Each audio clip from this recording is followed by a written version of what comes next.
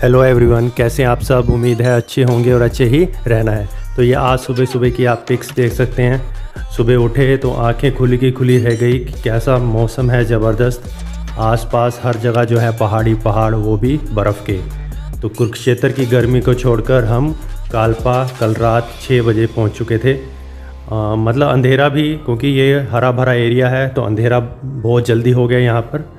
तो आते ही मतलब क्या बताएं आपको, इतनी ज़्यादा ठंड, मतलब कहाँ हम 44 डिग्री की जो गर्मी है मतलब उसको सहन कर रहे थे कुरुक्षेत्र के अंदर, और यहाँ पर टेम्परेचर रात को माइनस में हो जाता है। और ये कालपा जो है बहुत ज़्यादा, तकरीबन 11,000 फीट की हाइट पर है। और मतलब जो नीचे जो हाईवे है जो स्पीति वैली को जाता है तो काजा के लिए, तो वहाँ से बिल्कुल खड़ी चढ़ाई है। अगर आप देखें सड़कें जो बहुत ज़्यादा नैरो हैं, बहुत पतली हैं, मतलब एक टाइम में एक ही गाड़ी नीचे जा सकती है। और सामने से कोई भी अगर गाड़ी आ गई तो आपको अपनी गाड़ी कच्चे में उतारनी पड़ेगी। तो रास्ता जो है जब हम आए थे तो बहुत ज़्यादा स्टीप, और कुछ ट्रक वगैरह भी आगे आ रहे थे, तो बड़े ही ध्यान से सावधानी से रात को हम यहाँ पहुँचे। होटल में हमारी बुकिंग थी लेकिन वो होटल फुल हो चुका था, तो कुछ दिक्कत हुई। तो मतलब ऑनलाइन जो है कंपनी को फ़ोन किया तो उन्होंने हमें वाइट नेस्ट नाम का जो होटल है, ये बिल्कुल टॉप पर है, कालपा में सबसे ज़्यादा हाइट पर है ये। तो रात को 6 बजे हम यहाँ पहुँच गए थे। तो हमारे 20-25 मिनट ख़राब हुए इस चक्कर में। तो जैसे ही कंफर्मेशन हुई, मैसेज आया होटल का, तो हम ऊपर 5-6 किलोमीटर और जो है बिल्कुल टॉप पर पहुंच चुके थे कालपा में। वाइट नेस्ट होटल, ठीक है, नेस्ट वाइट होटल है। तो ज़बरदस्त होटल था, मतलब ठंड इतनी ज़्यादा थी तो होटल के अंदर पूरा प्रबंध था। तो सुबह हमें अर्ली मॉर्निंग निकलना था, तो उनको कह दिया था हमने कि आप हमारे लिए सैंडविच तैयार कर दें। तो सैंडविच लेकर जस्ट हम सुबह सुबह तकरीबन 7 बज चुके हैं और हम यहाँ से काजा के लिए निकल चुके हैं। तो आप देख सकते हैं सामने जो है ये बर्फ़ की पहाड़ियाँ बड़ी बड़ी, तो ठंड बेतहाशा, मतलब यहाँ पर जो टेम्परेचर है बहुत ज़्यादा डाउन है।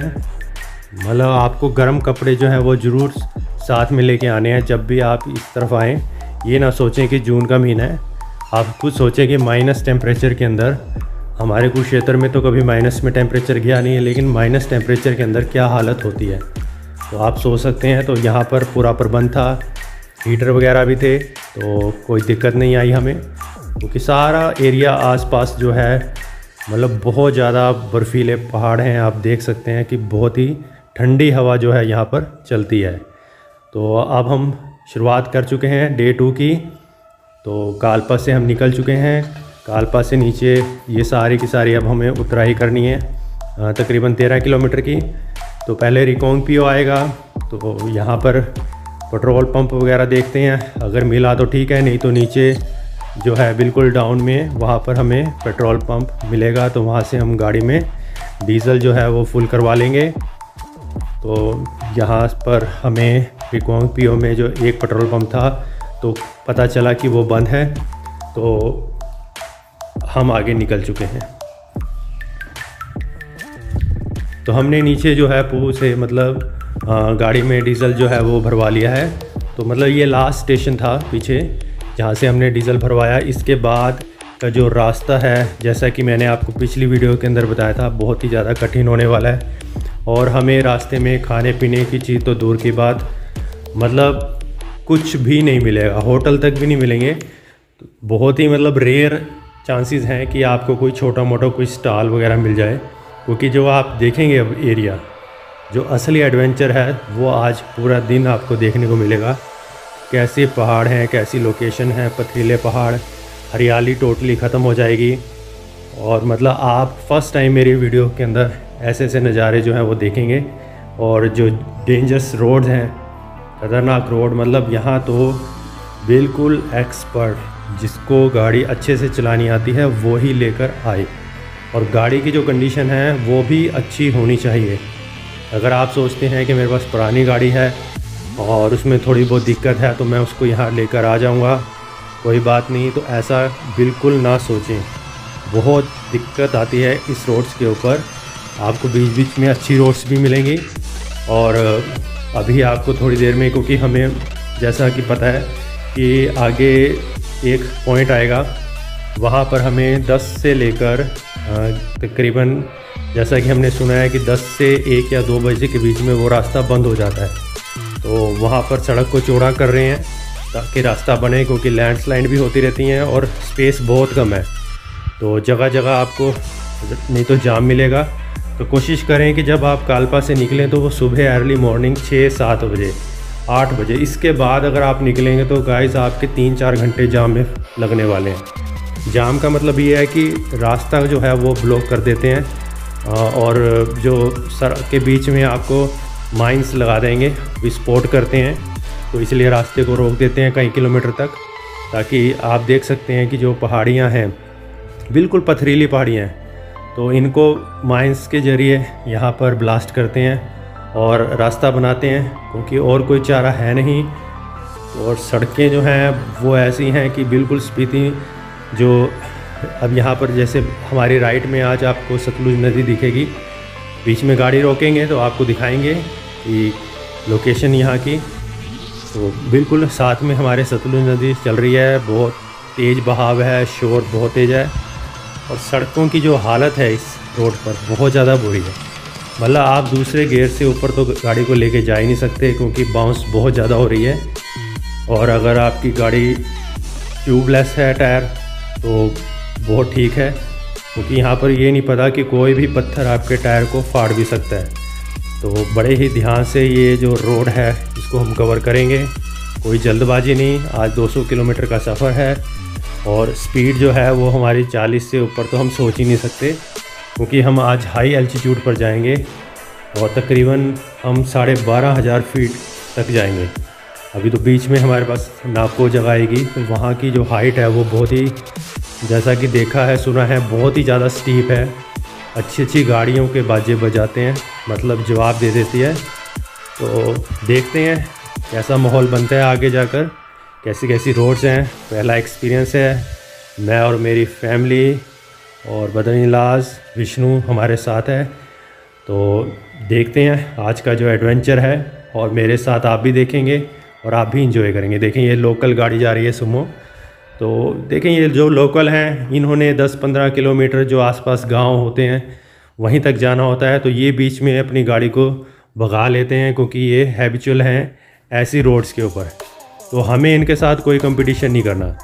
ये गाड़ी काफ़ी देर से मेरे पीछे जा रही थी, तो मैंने इसको रास्ता दिया, भाई आप जा सकते हो, हमें तो बहुत लंबा सफ़र है, तो हम बड़े आराम से जाएंगे। पहली बार इस रोड पर हैं तो नेचर का पूरा जो है इंजॉय करेंगे नेचर्स को। तो ये लोकल्स गाड़ी हैं, बीच बीच में आपको दिखेंगी। अदरवाइज़ जो मतलब फैमिलीज़ कार है वो आपको एक इक्का दुक्का ही दिखेंगी यहाँ पर मेरे हिसाब से। अभी तक तो हम सुबह के निकल चुके हैं और हमें 2 घंटे हो चुके हैं, तो अभी तक तो हमें कोई ऐसी फैमिली कार नहीं दिखी इस रोड पर। और देख सकते हैं आप सतलुज नदी, इसके ऊपर पुल बना हुआ है और इस पुल के ऊपर से हम जा रहे हैं। और ये काम तो चलता ही रहता है पहाड़ों में, नदी के साथ साथ सड़कें, सड़कों के ऊपर से ही गुजरना पड़ता है। तो लोकल्स जो गाड़ियां हैं, लोकल गाड़ियां आपको यहाँ दिख सकती हैं जो आसपास के विलेज हैं। देखें यहाँ पर ये रोड देखें, बिल्कुल फ्रेश रोड बनी हुई है, क्योंकि सीज़न जैसे कि शुरू हो जाता है कि कोई टूरिस्ट हैं, मतलब यही टाइम होता है इनके पास 3-4 महीने जिसमें ये रोड्स बना सकते हैं। मतलब जून, जुलाई, अगस्त, क्योंकि बीच में बरसातें भी होती हैं। और बाकी सारा साल जो है यहाँ पर आपको बर्फ़ ही बर्फ़ मिलती हैं, पहाड़ बर्फ़ से ढके होते हैं, रोड्स बंद हो जाते हैं ये, और हमारे जो इंडिया से ये सारी रोड्स जो हैं वो कट जाती हैं। तो अभी हम रास्ते में रुके हैं कुछ चाय वगैरह पीने के लिए, क्योंकि यहाँ पर हमें एक स्टॉल मिली है। और जैसा कि बताते हैं कि आगे कोई भी आपको खाने पीने की जगह नहीं मिलेगी, तो हमने चाय वगैरह ली और थोड़ा सा फ्रेश हुए, क्योंकि समस्या है, मैंने आपको पिछली वीडियो में बताया था कि ऐसे रूट पर आपको चाय पानी तो क्या टॉयलेट्स तक भी नहीं मिलेंगे। तो हालात जो हैं ये नहीं पता कब बद से बदतर हो जाएं। तो ये जगह जगह आपको नाके भी दिखेंगे। अब आप देखें कि एडवेंचर रोड, ये लक्कड़ का पुल है और इस पर 10-20 से ज़्यादा आप स्पीड नहीं लेके जा सकते, बहुत ही पुराना है। ये नहीं पता भी कौन सा जो है इसमें से फट्टा निकल जाए।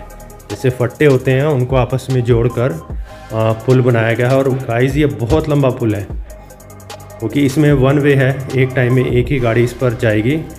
मेरे पीछे जैसे कोई गाड़ी थी तो वो पीछे रुक गई और सामने से विष्णु दूसरे सिरे पर चला गया है, तो वहाँ से उसने कोई गाड़ी गलती से ना आ जाए, कोई नौसिखिया ना आ जाए, कहीं दोनों ही हम बीच में पुल इस पर फंस जाएं, क्योंकि ये जो पुल है एक ही गाड़ी का जो लोड है वो उठा सकता है।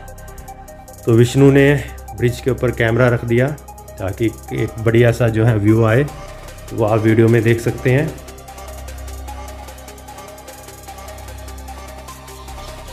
तो धीरे धीरे हमारा जो सफ़र है वो आगे बढ़ता जा रहा है।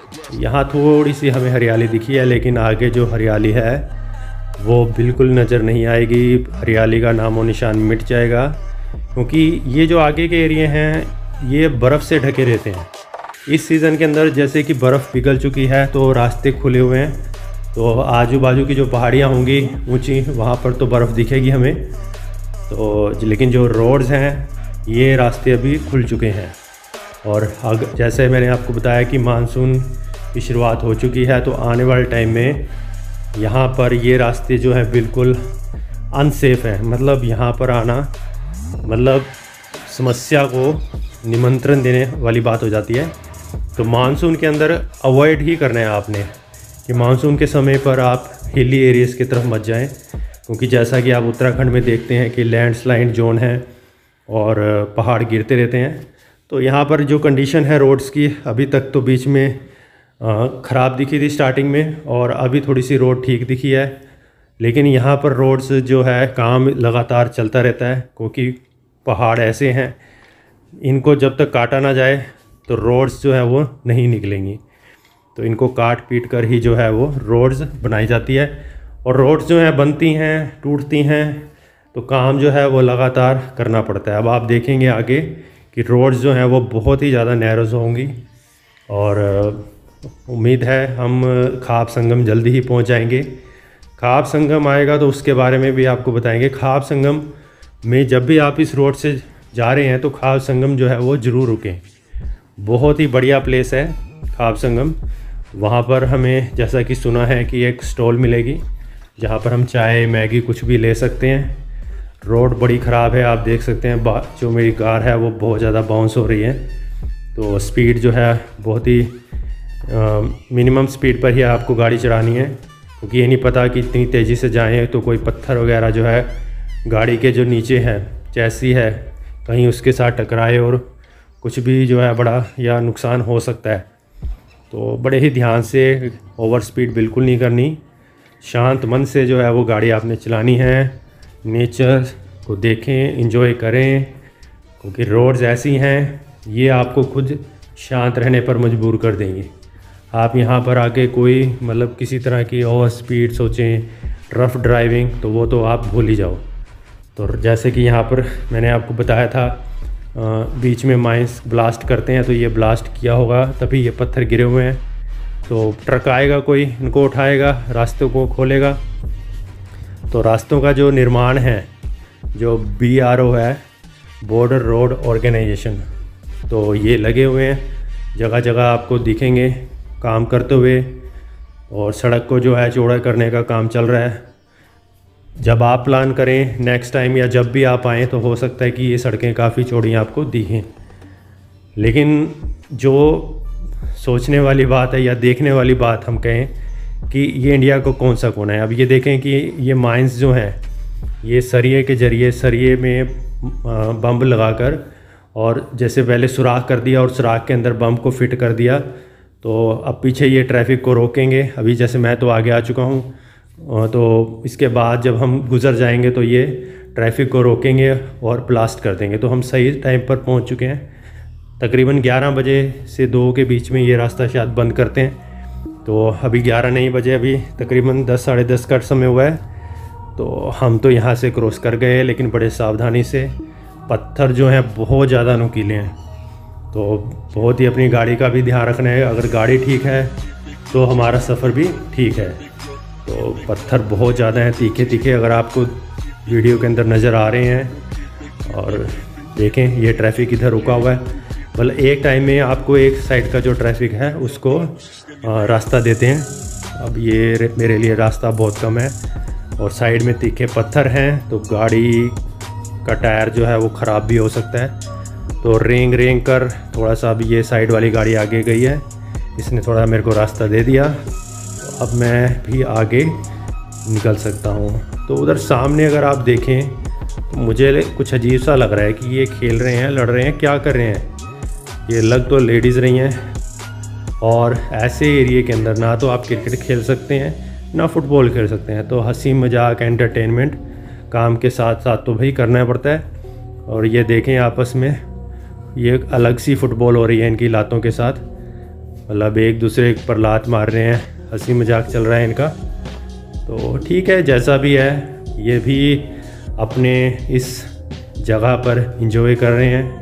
हंसी मजाक बहुत ज़रूरी है, अपने आप को एक्टिव रखना बहुत ज़रूरी है। तो हम रास्ते में रुक चुके हैं, तो आप यहाँ देख सकते हैं पहाड़ी का नज़ारा कि कौन सी दुनिया के अंदर हम आ गए हैं। और नदी की जो आवाज़ है ज़बरदस्त, मतलब कान के पर्दे हिला देगी, ऐसी आवाज़ नदी की है। तो जगह जगह पर आपको अगर थोड़ी सी सही जगह मिले तो आप रुकें, खुद को रिलैक्स करें, गाड़ी को भी आराम चाहिए। तो यहाँ अब रोड मुझे ठीक मिली, तो यहाँ पर अब हम थोड़ी सी स्पीड अपनी बढ़ा लेंगे क्योंकि सफ़र लंबा है और अभी आगे हमारी जो स्टीप चढ़ाई है वो आने वाली है। मतलब खाप संगम के बाद अभी तो हमें खाप संगम पहुँचना है, वहाँ हम रुकेंगे। तो तब तक अपनी गाड़ी की स्पीड को भी थोड़ा बढ़ाते हैं।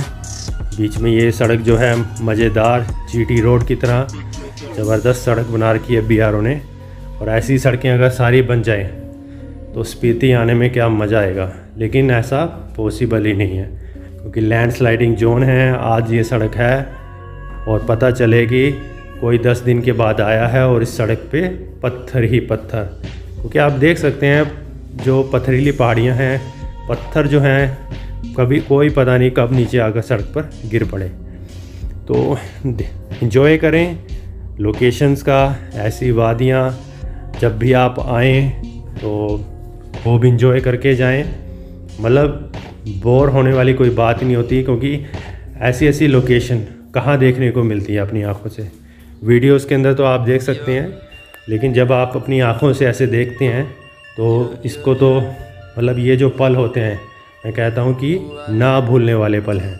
तो वीडियोग्राफी ज़रूर करें, पिक्चर्स ज़रूर खींचें और इन्जॉय खूब करें। अच्छी जगह मिलेगी तो गाड़ी रोकेंगे तो आपको आसपास के रास्ते के व्यूज़ भी दिखाएंगे। तो कंडीशंस आप रोड्स की देख सकते हैं, कैसी रोड्स हैं। अभी तक तो ये जो थोड़ा पोर्शन मुझे दिखा है पीछे 5 किलोमीटर से, ज़बरदस्त रोड बना रखी है, बिल्कुल फ्लैट है, कोई गाड़ी बाउंस नहीं कर रही और मज़ेदार रोड है। देखते हैं कहाँ तक हमें ऐसी रोड मिलती है। तो जैसा कि पहला दिन था हमारा कल का, उसमें हमने 430 किलोमीटर कवर किया और आज का जो दिन है इसमें हम 200 किलोमीटर करेंगे, लेकिन जो स्पीड है वो हमारी बहुत ही कम रहने वाली है। तो कल के दिन तो हमारी ड्राइविंग काफ़ी लंबी हो चुकी थी, 17-18 घंटे की, लेकिन आज का जो ये रोड है, ये एरिया है, रास्ते में आपको गांव विलेज नहीं मिलेंगे। तो 1-2 जगह मिलेंगे हमें, एक नाको आएगी रास्ते में और एक टाबो, तो वहाँ पर आप रुक सकते हैं। अगर आप लेट हो गए तो आप नाको भी रुक सकते हैं और टाबो जो है वो 40 किलोमीटर पहले है काजा से। तो कई लोग जो हैं मतलब पहले दिन में टाबो तक ही पहुँच पाते हैं, लेकिन हम जिस हिसाब से चले हैं, जैसा कि मैंने आपको बताया कि जब भी आप लंबे सफ़र पर निकलें तो अर्ली मॉर्निंग निकल जाएं। मतलब वेट मत करें कि सूरज चढ़ने वाला है, अपना नहाए धोएं, फ्रेश हों और सुबह अपना टाइम से निकल जाएं, ताकि जो लंबा सफ़र है उसको आप बड़े ही मौज मस्ती में और ईज़िली कर सकें। क्योंकि रास्ते में हमें रुकना भी होता है, जगह जगह जो अच्छी जगह हमें मिलेंगी तो हम वहाँ रुकेंगे, पिक्चर भी लेंगे, वीडियोग्राफी भी करेंगे। तो उस टाइम को भी आपको ऐड करना पड़ता है। ये नहीं है कि सुबह हम 6 बजे निकले और 6 बजे पहुँच गए, ठीक है। तो बीच का जो टाइम है वो भी हमें देखना है। तो अभी तक तो जो रोड है बिल्कुल ज़बरदस्त, मतलब यहाँ से हमारा 10 किलोमीटर का तकरीबन सफ़र अभी तक बहुत बढ़िया हुआ है। क्योंकि स्टार्टिंग में जो हम रोड पर चले थे तो वहाँ पर बहुत ही बुरी हालत थी रोड की, मतलब बहुत बुरी हालत, क्या बताएं आपको। टूटी फूटी रोड्स, बाउंसिंग कार जो है बार बार बाउंस हो रही थी और बहुत ही खतरा सा महसूस हो रहा था भाई रोड ख़राब ना हो जाए। तो अब हम खाब संगम पहुंच चुके हैं। आप देखें यहाँ दो नदियाँ मिल रही हैं, एक मानसरोवर से आ रही है जिसका पानी काला है और दूसरी तरफ जो रिवर है वो स्पीति से आ रही है। तो अब हम स्पीति की तरफ ब्रिज को क्रॉस कर जाएंगे। तो स्पीति की तरफ स्पीति नदी आती है। तो आप पहले व्यूज़ देखें यहाँ का।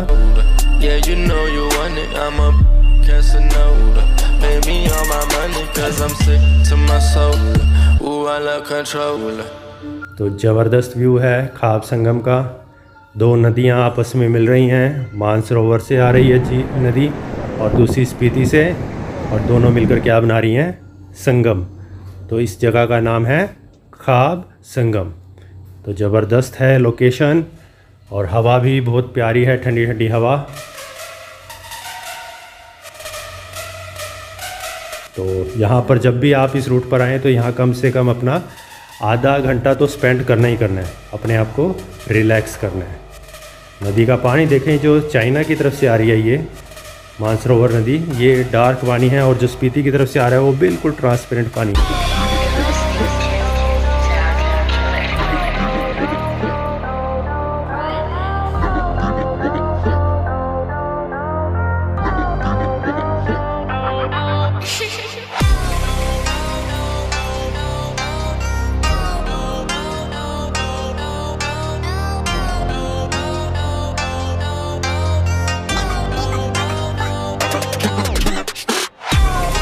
तो गाइज़ यहाँ पर मैंने मौज मस्ती की, थोड़ी सी अपने आप को रिलैक्स किया। तो विष्णु भी फ़ोटो खिंचवाएगा, अभी फ़ोटो शूट करेंगे, सबकी फ़ोटोज़ खींचेंगे।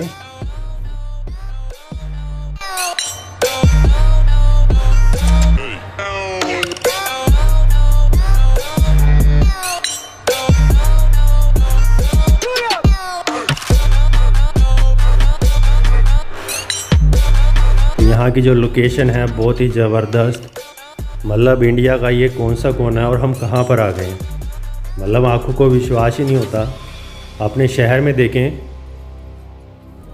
तो सब कुछ है, घूमने फिरने की जगहें, मार्केट, मॉल, सिनेमा, सब कुछ है एडवेंचर के लिए। लेकिन वो कैसा एडवेंचर है, असली एडवेंचर तो यहाँ पर है।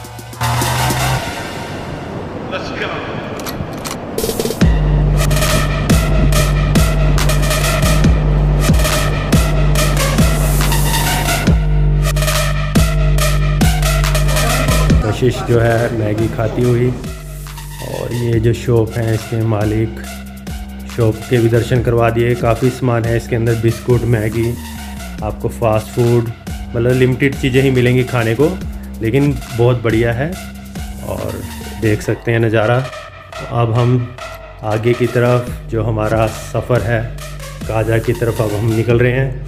समय काफ़ी ज़्यादा हो चुका है, लेकिन अब हमें रास्ते में हम कम से कम ही रुक पाएंगे, क्योंकि अब जो है अब हम स्टीप पर जाएंगे। देखें जो रात को हम रुके थे कालपा, वो 11,000 फीट की हाइट पे थी, और ये जो खाब संगम है ये तकरीबन 7,000 फीट की हाइट पर होगी। तो अब हम सीधा 7 से जो नाको है तकरीबन 11,500-12,000 की फीट की हाइट पर है, 12। तो बहुत ही स्टीप चढ़ाई आएगी।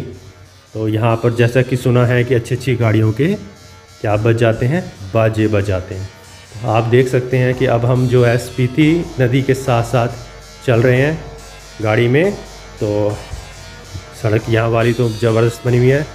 एक बात मैं आपको बता देता हूँ कि यहाँ से जो बॉर्डर है, ठीक है, जो अपना ये तिब्बत बॉर्डर है, बहुत ही नज़दीक है। मतलब इन पहाड़ों के ऊपर जो है वो आर्मी का डेरा है और आर्मी पूरी नज़र रखती है। तो हम ये नहीं है कि इधर पहाड़ियों में हम राइट साइड की तरफ जा सकते हैं।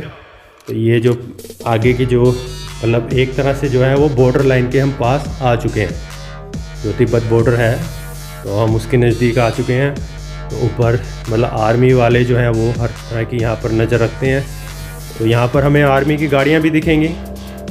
जैसा कि पीछे मैंने ढाबे वाले से पूछा, ढाबे वाला तो क्या, वो जो स्टॉल वाले थे भैया, उनसे पूछा तो उन्होंने बताया कि यहाँ पर आसपास ऊपर विलेज है जहाँ पर हम रहते हैं, और सुबह के टाइम हम यहाँ पर अपनी जो दुकान है यहाँ पर आ जाते हैं। तो 30-40 किलोमीटर के एरिया के अंदर सिर्फ हमें एक यही टी स्टॉल मिली। तो यहाँ पर कशिश ने मैगी खाई, हमने चाय ली और रिलैक्स किया खुद को, तो आगे के लिए निकल चुके हैं। अब जो सफ़र होगा वो बहुत ही ज़्यादा एडवेंचरस होने वाला है और स्टीप पर हम जाएंगे। अब पहाड़ी पर हम चढ़ेंगे, सड़क कभी ऊपर हाइट पर ले जाएगी कभी नीचे, तो मतलब अब जो हमारे आगे नज़ारे आने वाले हैं वो अल्टीमेट नज़ारे आने वाले हैं। मतलब असली कहते हैं ना कि असली नज़ारे तो अब आने शुरू होंगे। अभी तक तो हम पहाड़ों को देख रहे थे नीचे, और अब हम पहाड़ों के टॉप पर जाएंगे और जहाँ से हम पूरी दुनिया को देखेंगे कि दूर दूर तक पहाड़, मतलब जो लोकेशन है ज़बरदस्त दूर दूर तक। क्योंकि अभी तो हम पहाड़ों के बीच में चल रहे हैं। कल का भी जो हमारा सफ़र रहा था लास्ट में, तो उसमें भी हम क्या थे कि ये दो पहाड़ियों के बीच में सतलुज नदी के साथ साथ अब हम सतलुज नदी से बहुत ज़्यादा हाइट पर जाएंगे। सतलुज नदी तो नहीं, जो हमारी स्पीति रिवर है उससे बहुत ज़्यादा हाइट पर जाएंगे। तो मैं अब गाड़ी को राइट में लगा रहा हूँ क्योंकि स्पेस नहीं है। तो क्योंकि ये जो बस है देखें बिल्कुल पहाड़ को टच करके निकल गई। अगर मैं लेफ़्ट में गाड़ी को रोक लेता तो ये अगर मैं लेफ़्ट में गाड़ी को रोक लेता तो वो लेफ़्ट में से नहीं जा पाती, क्योंकि पहाड़ी की जो नोक है बिल्कुल जो छत है एक तरह से वो गाड़ी को टच कर रही थी। तो इसलिए मैंने ध्यान से देखा, प्रेजेंस ऑफ माइंड रखा, तो मैंने अपनी गाड़ी को बिल्कुल पहाड़ी की ओट में लगा दिया, यानी कि जो छत के नीचे, ताकि जो दूसरी गाड़ियाँ हैं वो ईज़िली जा सकें। तो ये आर्मी की गाड़ियाँ थी, जैसा कि मैंने अभी आपको पीछे बताया, ये आर्मी की गाड़ियाँ हैं और वो नज़र रखती हैं यहाँ पर आवाजाही लोगों के ऊपर। हमारे 2 जगह पीछे चेकिंग भी हुई है, हमारे कागज़ वगैरह देखे कि कहाँ से आ रहे हैं, कहाँ पर जाना है, तो वो रजिस्ट्रेशन होता है। तो नॉर्मल होता है, उसमें कोई दिक्कत वाली बात नहीं। आपके पास आपका जो है आईडी कार्ड होना चाहिए, लाइसेंस होना चाहिए, गाड़ी के प्रॉपर कागज़ होने चाहिए। तो जस्ट उन्होंने मुझसे मेरा लाइसेंस और आईडी कार्ड देखा तो और मुझे आगे के लिए जाने दिया। तो नॉर्मल चेकिंग होती है, तो इसी का ध्यान रखना है कि जब भी आप सफ़र पर निकलें तो आपके पास आईडी कार्ड ज़रूर हो। वोटर कार्ड, आधार कार्ड की कॉपी या ओरिजिनल जो है आपके पास होना चाहिए। आप फ़ोटो कॉपी ज़रूर लेकर चलें। अब आप देखें कि अब हम हाइट पर स्टीप पर जा रहे हैं, और जहाँ हम पहाड़ियों के बीच में थे और अब हम पहाड़ी के ऊपर जा रहे हैं। देखें स्पीति रिवर जो है वो हमसे कहाँ गायब हो गई, क्योंकि वो बहुत डाउन है और अब हम हाइट पर जा रहे हैं। तो हमें महसूस भी हो रहा है, क्योंकि ऑक्सीजन लेवल भी जैसे जैसे हाइट बढ़ती है तो ऑक्सीजन भी कम होती जाती है। तो अब हम इस पहाड़ी के ऊपर जाएंगे, बिल्कुल टॉप जो है वो आएगा नाको। तो नाको, फिर नाको से फिर हम नीचे डाउन जाएंगे और उसके बाद हम फिर हाइट पर जाएंगे, और जो हमारा आज का जो सफ़र होगा वो काजा तक का रहेगा। तो कोशिश तो यही रहेगी। तो हमारा जो पहला स्टॉपेज है, अभी तो हमने सोचा कि हम नाको की बजाय हम आज पहला दिन हमारा टाबो का रहेगा। टाबो हम स्टॉपेज लगाएंगे, देखेंगे कि 2 घंटे लगते हैं वहाँ तक या 3 घंटे, जितना भी समय लगेगा। लेकिन रोड्स जो है बहुत ज़्यादा नैरो हैं, मतलब बीच में तो आपको अच्छी रोड मिल जाती है, लेकिन अब ये देखें कि अब हम इतनी ज़्यादा हाइट पर हैं। स्पीति रिवर तो हमें लेफ़्ट में दिखनी ही बंद हो गई है कि कहाँ गई वो रिवर, क्योंकि कल तक तो जो था, जैसा कि हम चल रहे थे सतलुज नदी के साथ साथ, फिर स्टार्टिंग में हमने खाब संगम जो थी वो स्पीति रिवर के साथ की थी, लेकिन अब जो रिवर है वो बिल्कुल नीचे चली गई और अब हम सीधा जो है हाइट पर जा रहे हैं। वो सामने आपको पहाड़ियाँ दिख रही हैं, तो उसी डायरेक्शन में हमें जाना है, क्योंकि मैंने मैप के अंदर देखा था तो जो रोड्स हैं वो इसी तरह से पहाड़ियों पे जा रही हैं। तो यहाँ भी सड़क जो है, सड़क का काम चल रहा है। अगर आप देखें तो पत्थर ही पत्थर गिरे हुए हैं, ये भी जैसे माइंस लगाकर पहाड़ियों को तोड़ते हैं, सड़क को चौड़ा कर रहे हैं। तो स्पीति रिवर तो बिल्कुल नीचे रह गई है और अब हम हाइट पर आ रहे हैं। तो अभी तो बहुत ज़्यादा हम हाइट पर जाएंगे, तो वहाँ जाकर आप देखें कि नज़ारे इस रोड के।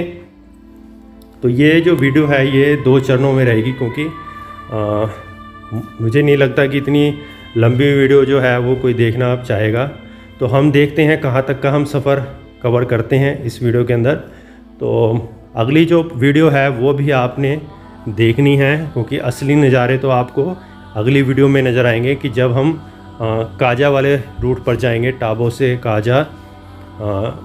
तो देखते हैं अभी तो कहाँ तक हम जाते हैं। तो मैंने आपको इस वीडियो के अंदर एक एक चीज़, एक एक रोड दिखाई है। अब आपको देखें कि हमारी जो हाइट है, अभी हमने गाड़ी रोकी है क्योंकि आगे कुछ गाड़ियों का जाम लग गया था, तो हमें यहाँ पर रुकना पड़ा आधा घंटे के लिए क्योंकि सड़क बहुत छोटी है, एक टाइम में एक ही गाड़ी क्रॉस करती है, तो हमें पीछे रुकना पड़ा क्योंकि 2 गाड़ियाँ आपस में आगे फंस चुकी थी क्योंकि स्पेस ही नहीं मिल रहा था।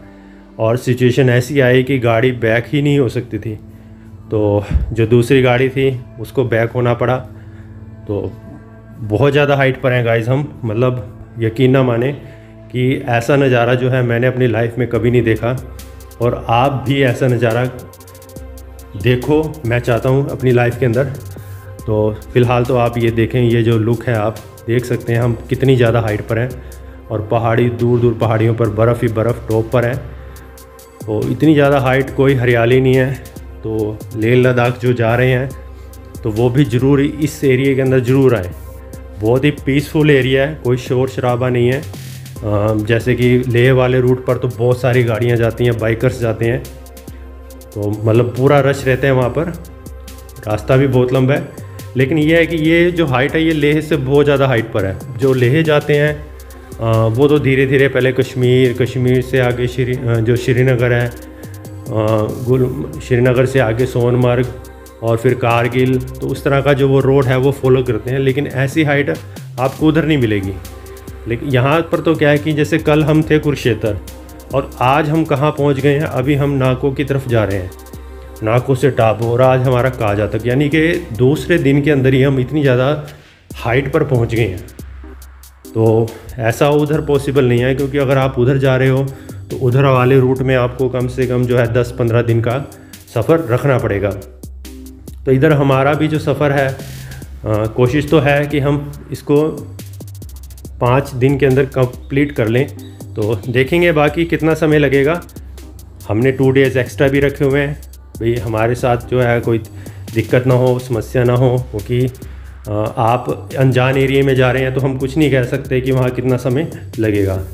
तो देखें आप, स्पीति नदी जो है वो नीचे आपको नज़र आ रही होगी। बहुत ज़्यादा हाइट पर है गाइस, हम पहाड़ के टॉप पर पहुँच चुके हैं।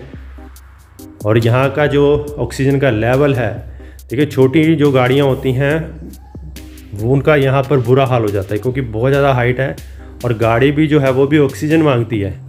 गाड़ी को भी चलने के लिए इंजन को भी ऑक्सीजन की ज़रूरत पड़ती है।